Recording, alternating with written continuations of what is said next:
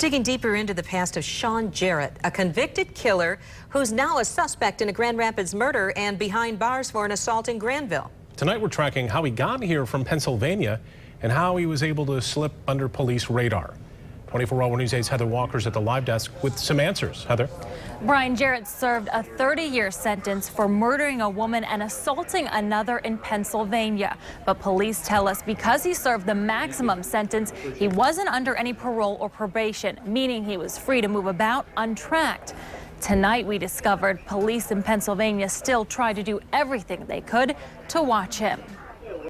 Jarrett was released from prison in Greensburg, Pennsylvania in December of 2012. But before he was let out, the chief from Sharon, Pennsylvania made sure he knew where Jarrett was going and what he was going to do. When we interviewed him, he basically had all the right answers. He had a plan. He was going to go live with his mother, and he had learned some trades while he was in prison. Jarrett was supposed to move to Warren, Ohio to live with his parents, but it's unclear if that ever happened. In April of 2013, Sharon police notified Elk Grove, California, that he was moving to town to live with his sister. Wherever he moved to, we wanted to be able to contact the law enforcement agency in that area and advise them that he was there. There were no obligations to do that legally. We felt kind of a moral obligation. Police looked for him, but found no evidence he was there either. That's because he was here. Voting records show he was in Grand Rapids area in the spring of 2013, and police tell us he had an acquaintance here.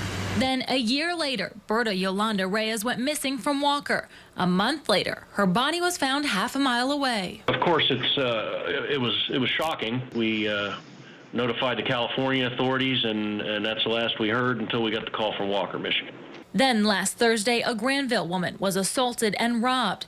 Jarrett admitted to police he was in the area at the time. Feel for the victims and the victims' families up there in Michigan.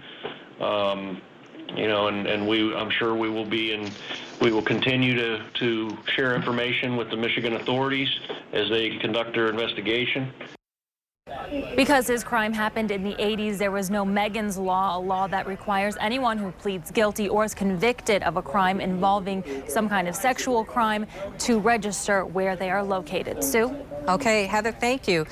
Shawn Jarrett worked with Berta Yolanda Reyes at Neil Mast & Sons greenhouses in Walker. The greenhouse sent us a statement today saying that they were unaware of Jarrett's criminal past when they hired him last year. And because of this incident, the greenhouse is making changes to how it will vet potential employees. And you can read that full statement at woodtv.com.